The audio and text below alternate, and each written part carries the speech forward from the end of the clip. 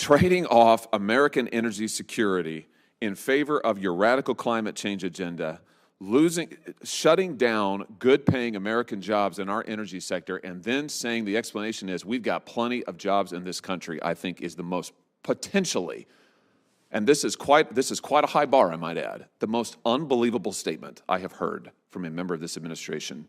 Hey everyone, this is VOC. Welcome to the channel. Today I'm diving deep into a heated congressional hearing. Senator Josh Hawley just dropped a bombshell during an intense questioning of Interior Secretary Deb Haaland. And trust me, you're going to want to hear this.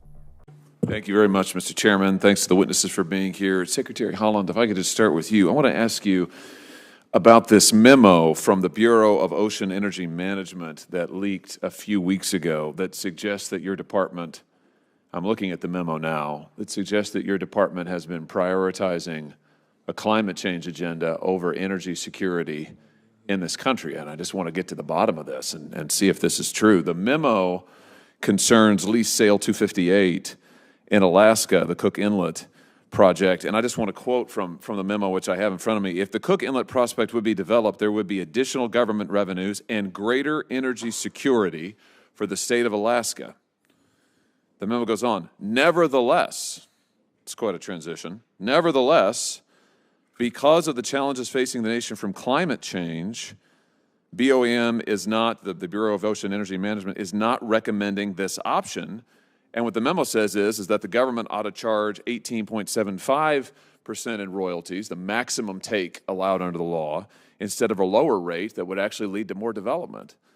Now, on the subject of these sweeping mandates related to electric vehicles that the Biden administration has imposed, including now for our military, the metals needed to make the lithium-ion batteries in those vehicles are, of course, lithium, nickel, graphite, and cobalt.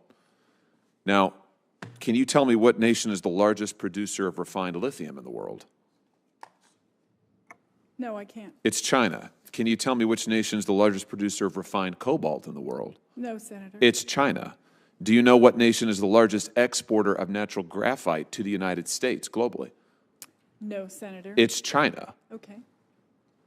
So in all of these instances, these mandates, your decision to trade off our energy security in favor of a radical climate change agenda is making us more and more dependent on China. And at the same time, you are denying mining, blocking permits for mines in this country that would allow us to develop nickel and copper and cobalt.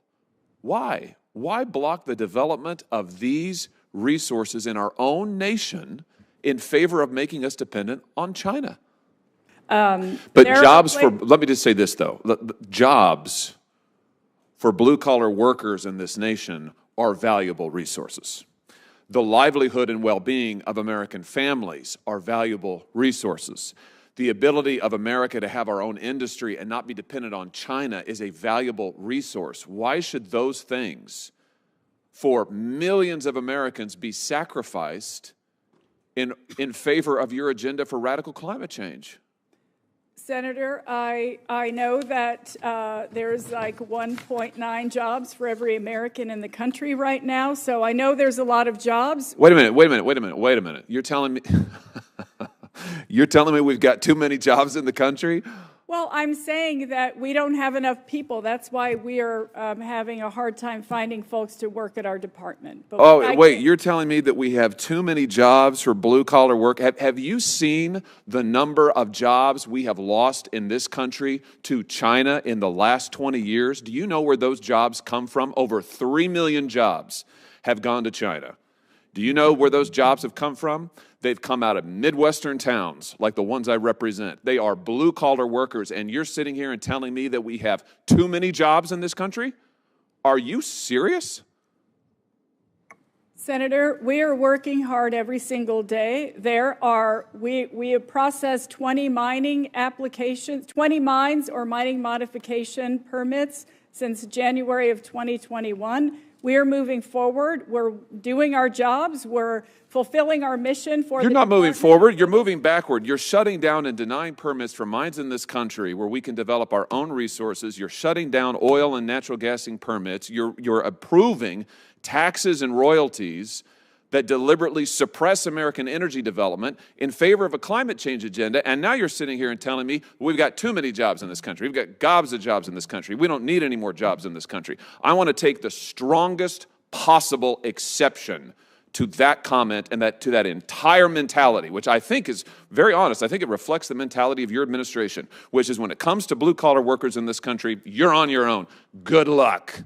Good luck to you. We got plenty, just shut up and go get a job at McDonald's, whatever. No more, quit complaining about the loss of American industry. I mean, good Lord, that is extraordinary. What an extraordinary response.